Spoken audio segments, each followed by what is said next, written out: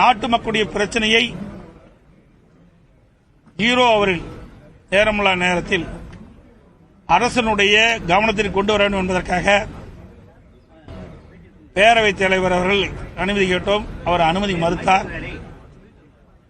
பிரதான எதிர்க்கட்சியினுடைய கடமை நாட்டில் நடைபெறுகின்ற மக்களுடைய பிரச்சனையை முறையாக அரசினுடைய கவனத்திற்கு கொண்டு வருவது. அதை நாங்கள் செவ்வனே செய்கின்றோம். ஆனால் இந்த அரசாங்கம் நாட்டு மக்களுடைய பிரச்சனை பேசுவதற்கு அனுமதி கொடுப்பதில்லை.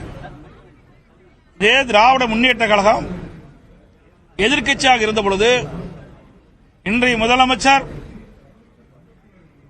அன்றைய தினம் எதிர்க்கட்சி தலைவராக இருந்தார்.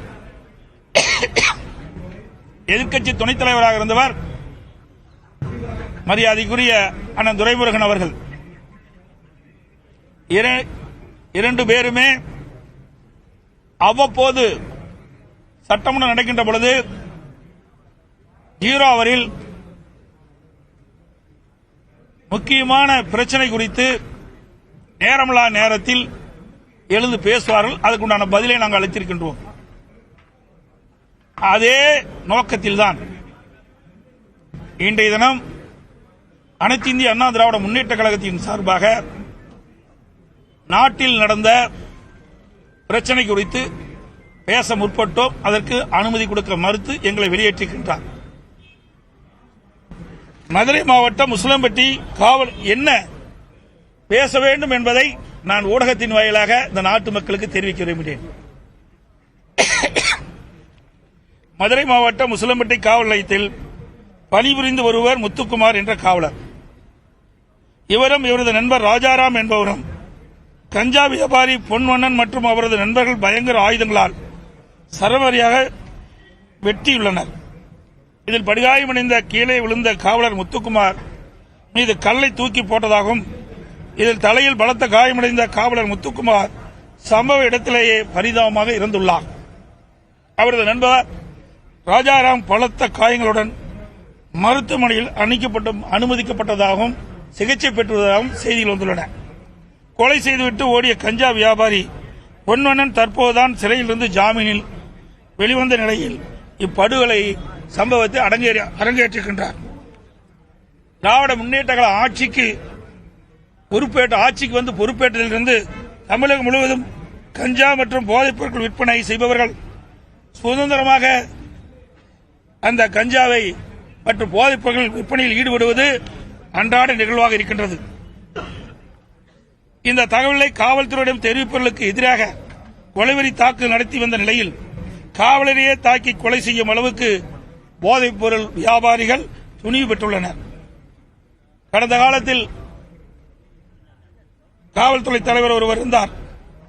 அவர் இந்த கஞ்சாவை கட்டுப்படுத்துவதற்காக ஆபரேஷன் கஞ்சா 2.0, 3.0, 4.0 என்று போட்டு அவர் ஓய்வு பெற்று விட்டார்.